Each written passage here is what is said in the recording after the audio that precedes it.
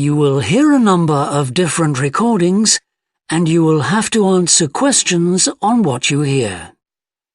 There will be time for you to read the instructions and questions, and you will have a chance to check your work. All the recordings will be played once only. The test is in 4 sections. At the end of the test, you will be given 10 minutes to transfer your answers to an answer sheet. Now turn to Section 1.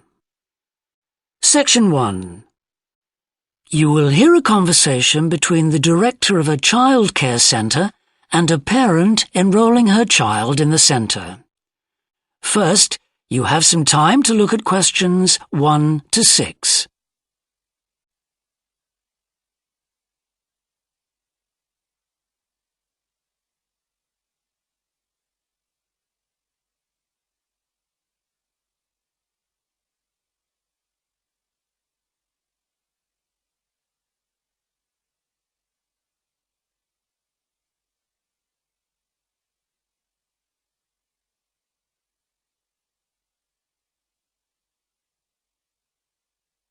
You will see that there is an example that has been done for you. On this occasion only, the conversation relating to this will be played first. Good morning. Welcome to the Early Learning Childcare Centre. How may I help you? Hi, I spoke to you last week about enrolling my daughter for next year. Oh, yes. I'll just get some details from you. So, you're her mother? That's right. And can I have your name? It's Carol Smith. The parent's name is Carol Smith, so Smith has been written in the space. Now we shall begin. You should answer the questions as you listen, because you will not hear the recording a second time. Listen carefully and answer questions 1 to 6. Good morning. Welcome to the Early Learning Childcare Centre. How may I help you? Hi, I spoke to you last week about enrolling my daughter for next year. Oh, yes. I'll just get some details from you. So, you're her mother? That's right. And can I have your name? It's Carol Smith. And your daughter's name? It's Kate. Now, we have several groups at the centre and we cater for children from 3 to 5 years old. How old is your daughter? She's 3 now, but she turns 4 next month. I'll put 4 down because that's how old she'll be when she starts. Fine. She's so excited about her birthday and coming to the centre. Oh, that's good to hear. And what's your address? It's 46 Wombat Road. That's WOMBAT. Woodside 4032. And what's the phone number? Oh, it's 3345 9865. So, have you decided on the days you would like to bring your daughter here? I'd prefer Monday and Wednesday if possible. I'll check. Monday's fine, but I think the centre is already full for Wednesday.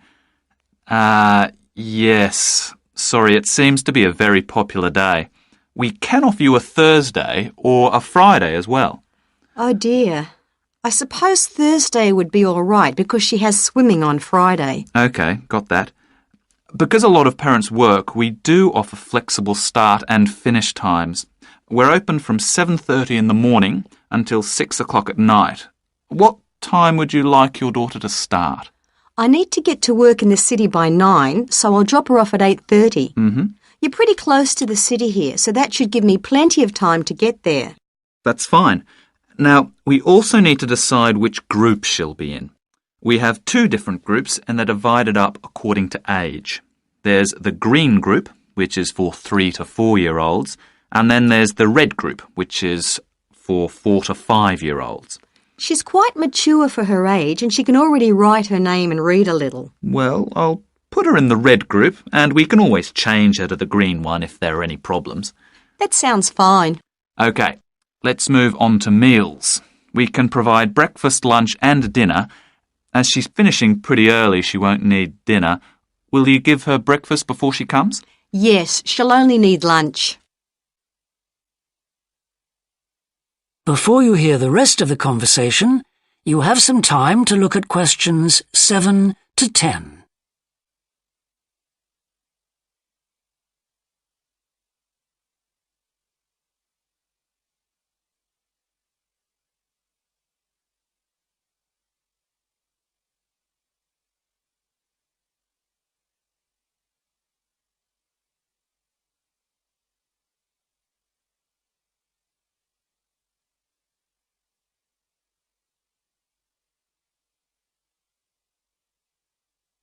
Now listen and answer questions 7 to 10. Now, does she have any medical conditions we need to know about? Does she have asthma or any hearing problems, for example?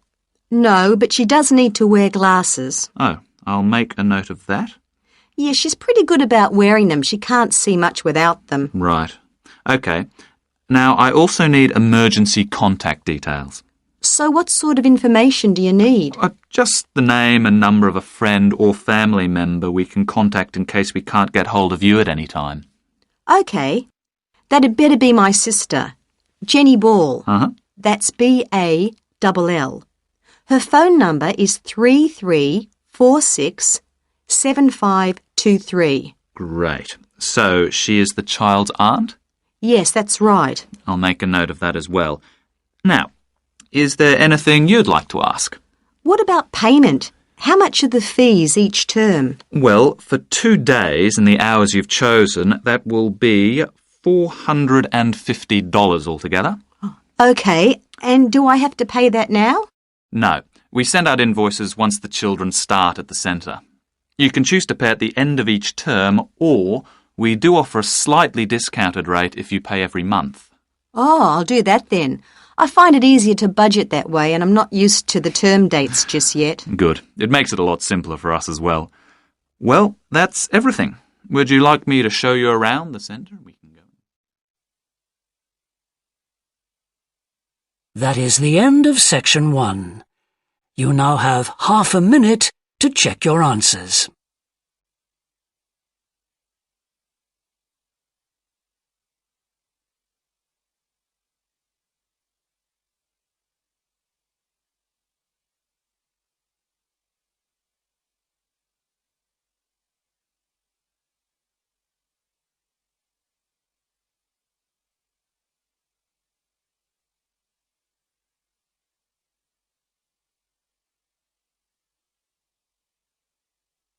Now turn to section 2.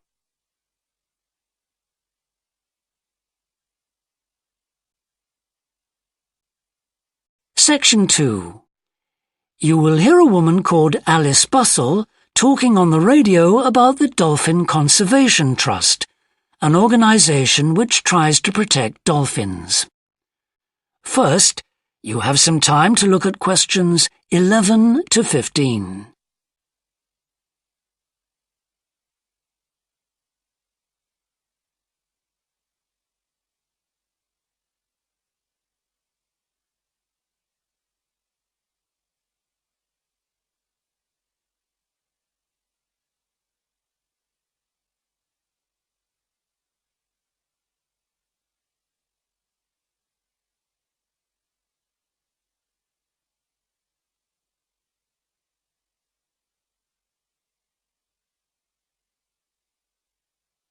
Now listen carefully and answer questions 11 to 15.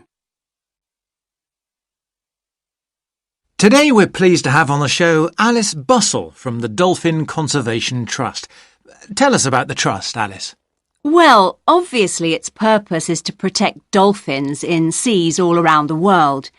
It tries to raise people's awareness of the problems these marine creatures are suffering because of pollution and other threats.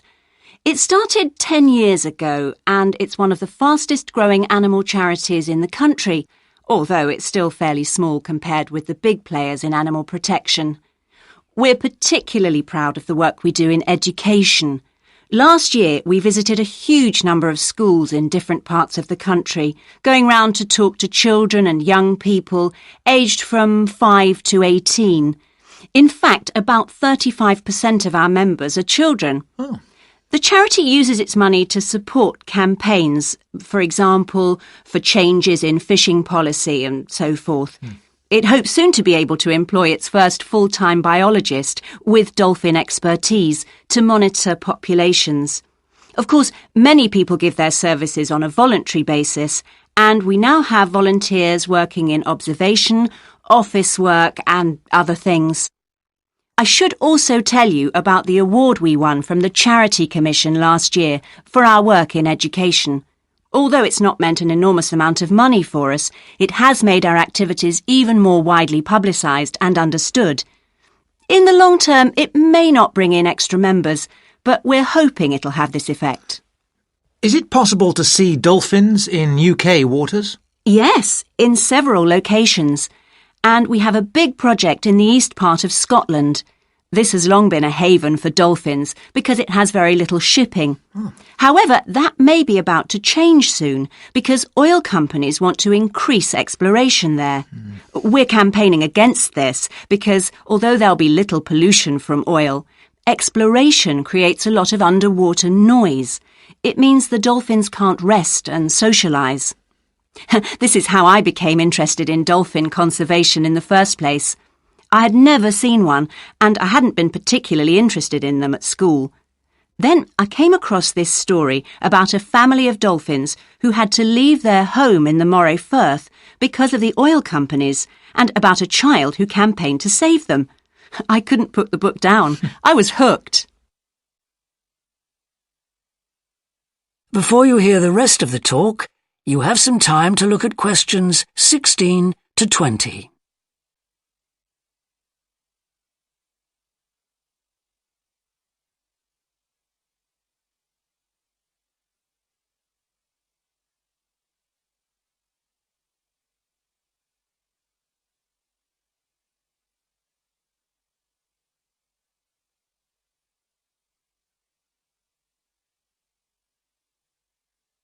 Now listen and answer questions 16 to 20.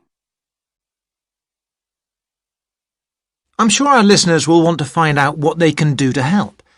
You mentioned the Adopt a Dolphin scheme. Can you tell us about that? Of course. People can choose one of our dolphins to sponsor. They receive a picture of it and news updates.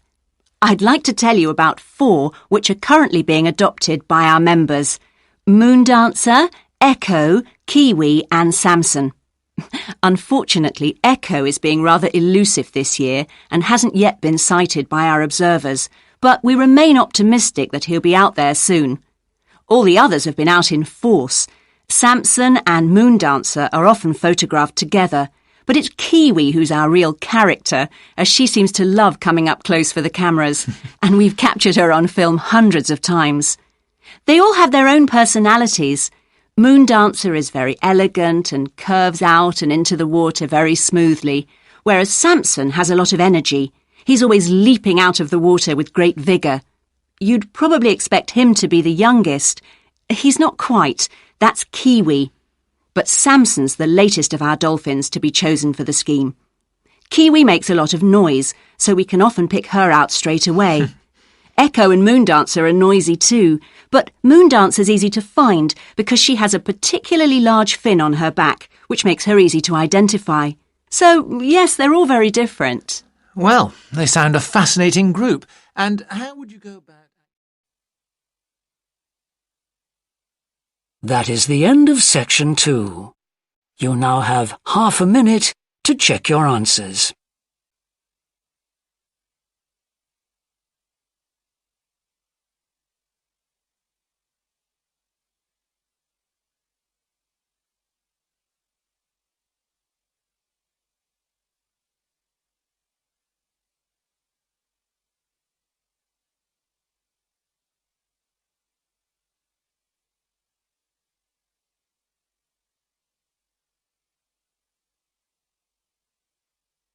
Now turn to section 3.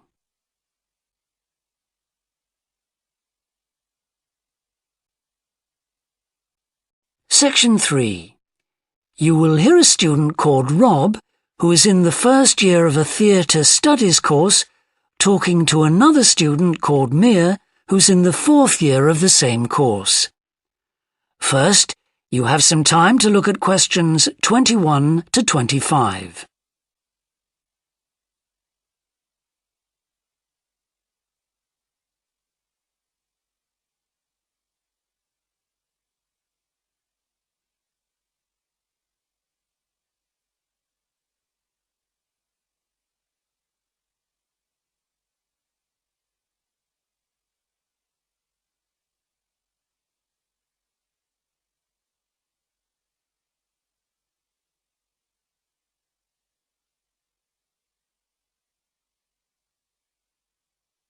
Now listen carefully and answer questions 21 to 25. Hi, Rob. How's the course going? Oh, hi, Mia. Yeah, great. I can't believe the first term's nearly over. I saw your group's performance last night at the student theatre.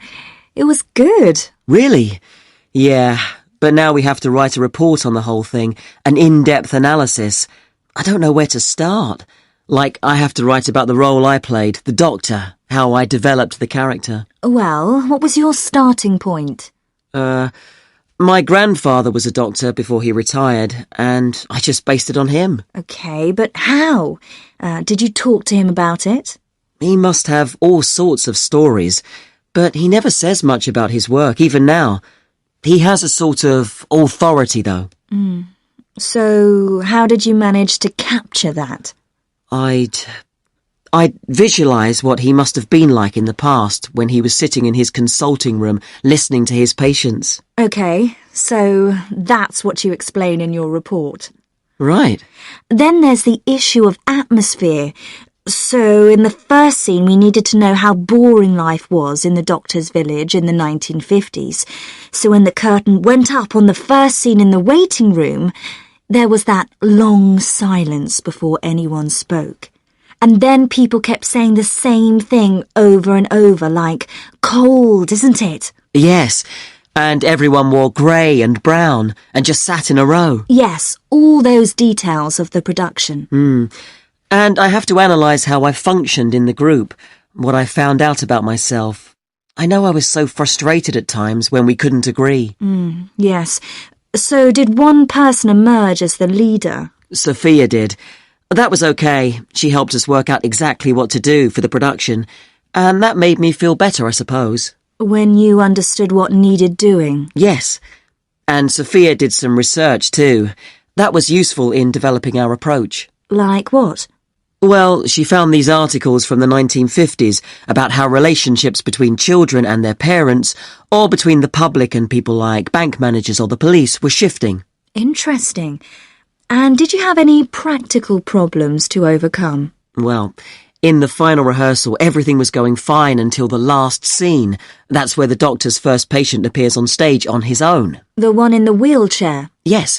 And he had this really long speech with the stage all dark except for one spotlight. And then that stuck somehow, so it was shining on the wrong side of the stage. But anyway, we got that fixed, thank goodness. Yes, it was fine on the night.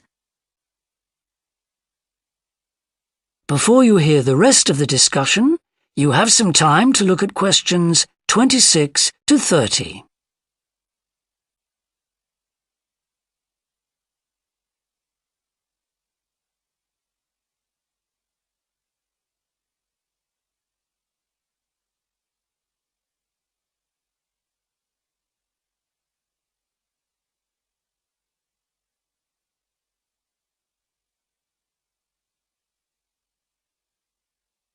Now listen and answer questions 26 to 30. But while you're here, Mia, I wanted to ask you about the year abroad option. Would you recommend doing that? Yes, definitely. It's a fantastic chance to study in another country for a year. I think I'd like to do it, but it looks very competitive.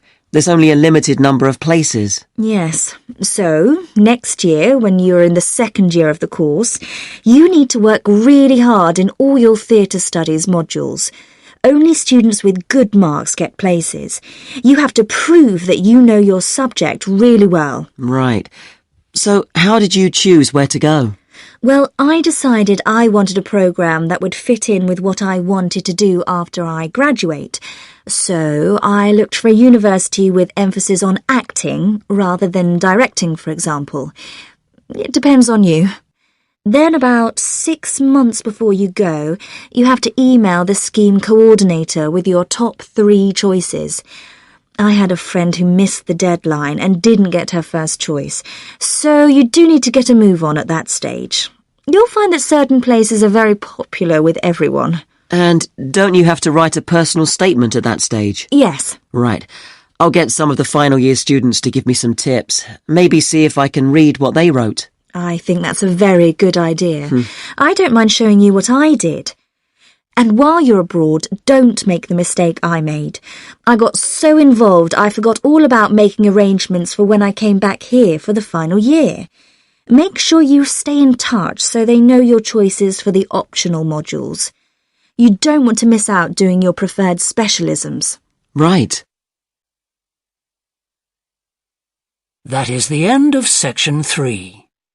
You now have half a minute to check your answers.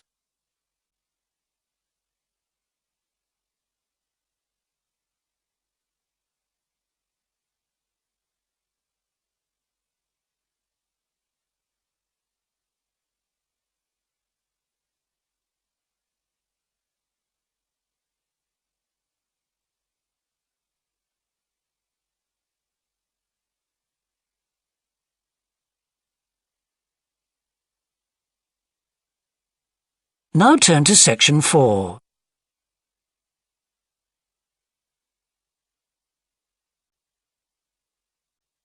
Section 4. You will hear part of a lecture about leadership introducing a theory called self-regulatory focus theory. First, you have some time to look at questions 31 to 40.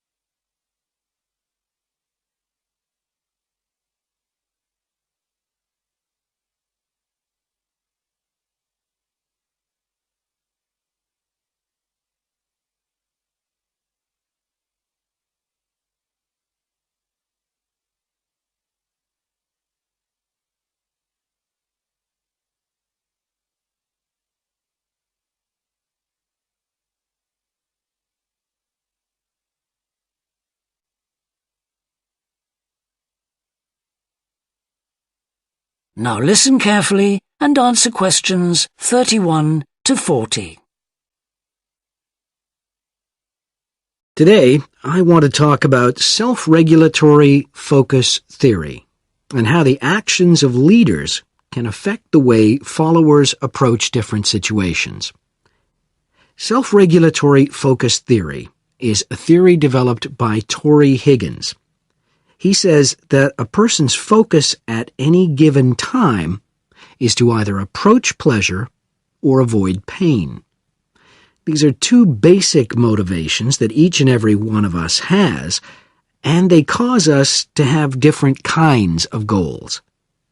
Promotion goals in different life situations emphasize achievement. Prevention goals are oriented towards the avoidance of punishment.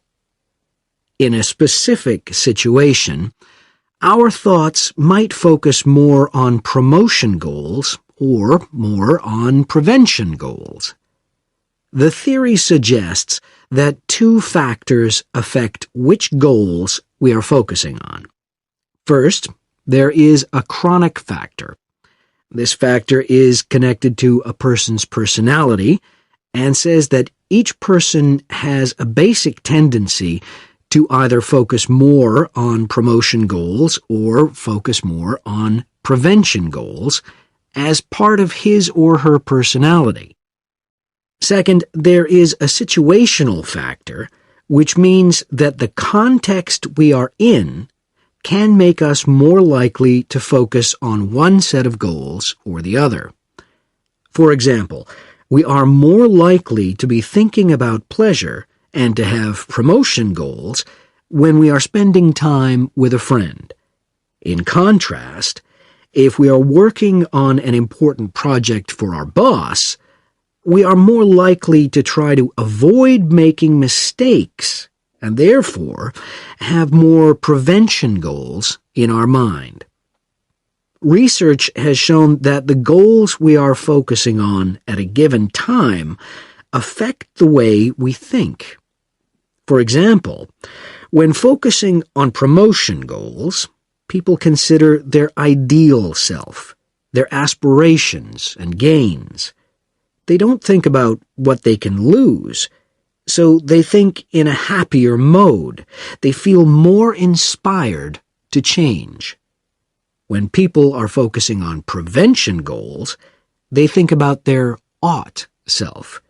What are they supposed to be?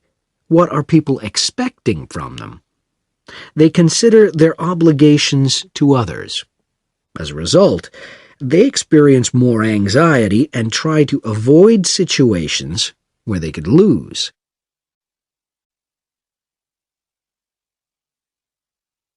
Now that I have talked about the two focuses and how they affect people, I want to look at the idea that the way leaders behave, or their style of leading, can affect the focus that followers adopt in a specific situation. In talking about leadership, we often mention transformational leaders and transactional leaders. Transformational leaders, when interacting with their followers, focus on their development. In their words and actions, transformational leaders highlight change. Their speech is passionate and conveys a definitive vision. All of these things can encourage followers to think about what could be. In other words, they inspire a promotion focus in their followers.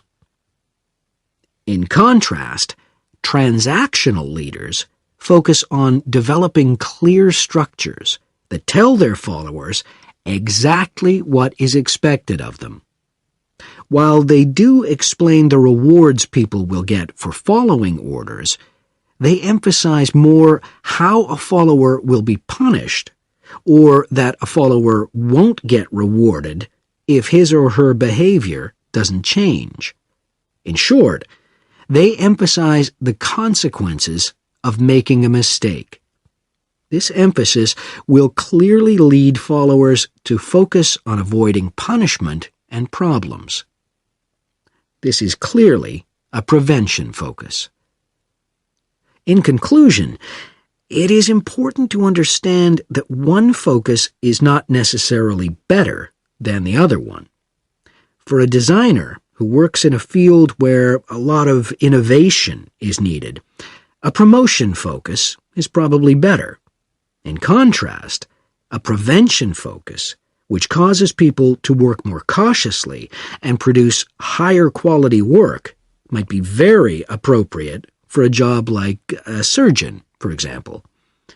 The main point of the research, though, is that the actions of leaders can greatly influence whether people approach a situation with more of a promotion focus or more of a prevention focus. That is the end of section 4. You now have half a minute to check your answers.